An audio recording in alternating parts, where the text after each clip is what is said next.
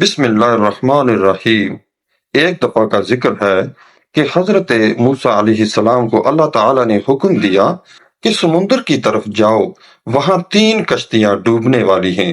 حضرت موسیٰ علیہ السلام فوری حکم الہی کی تعمیل کرتے ہوئے سمندر کی جانب چل دیے۔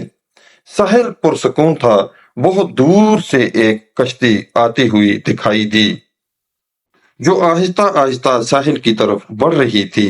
ابھی وہ کنارے سے کچھ ہی فاصلے پر تھی کہ حضرت موسیٰ علیہ السلام نے آواز دی کہ اے کشتی والو، اللہ کا حکم آنے والا ہے، ہوشیار رہنا۔ انہوں نے جواب دیا، آپ جانتے ہیں کہ اللہ کے حکم کو کوئی نہیں ٹال سکتا، ہم تو اس کے بندے ہیں جو حکم الہی کے پابند ہیں۔ کشتی والے ابھی یہ بات کہہ ہی رہے تھے کہ اچانک ایک موج اٹھی اور کشتی ڈوبنے لگی۔ سوار اپنے آپ کو بچانے کی کوشش کرنے لگے، اتنے میں ایک اور زبردست موج آئی اور کشتی کو اپنے ساتھ بہا کر سمندر کی تہ میں لے گئی۔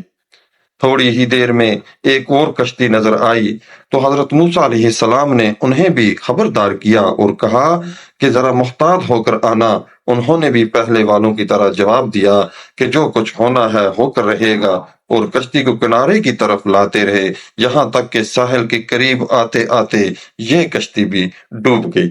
حضرت موسیٰ علیہ السلام اللہ کی حکمت کے بارے میں سوچ میں محو تھے کہ انہوں نے ایک تیسری کشتی آتی دکھائی دی۔ آپ نے حسب سابق اس کشتی والوں کو بھی نصیحت کی کہ دیکھو، اللہ کا حکم آنے والا ہے، اپنے گناہوں کی معافی مانگتے ہوئے ذرا محتاط ہو کر آؤ۔ انہوں نے جواب دیا کہ اے اللہ کے نبی، جس طرح آپ سچے ہیں اس طرح اللہ کا حکم بھی اٹل ہے، اسے کوئی نہیں بدل سکتا، لیکن اللہ کی رحمت بھی تو ہے، ہم اس کی رحمت سے کیوں مایوس ہوں؟ لہٰذا ہم اللہ کی رحمت پر بھروسہ کر کے آ رہے ہیں اور وہ اپنی رحمت کے صدقے میں ہمیں ضرور امن و سلامتی کے ساتھ کنارے پر پہنچا دے گا۔ کشتی والوں کا یہ جواب سن کر حضرت موسیٰ علیہ السلام خاموش ہو گئے۔ جب کشتی بحفاظت کنارے آ لگی تو اللہ کے پیغمبر سوچنے لگے کہ اللہ نے 3 کشتیاں ڈوبنے کا فرمایا تھا تو 2 تو ڈوب گئیں، لیکن تیسری سلامتی کے ساتھ کنارے آ لگی ہے، یہ کیسے بچ گئی؟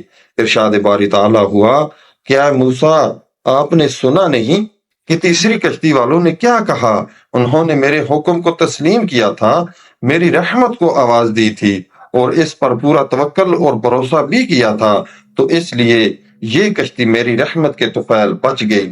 کیونکہ جو بھی میری رحمت کا طلبگار ہوتا ہے میں اسے نا امید نہیں کرتا۔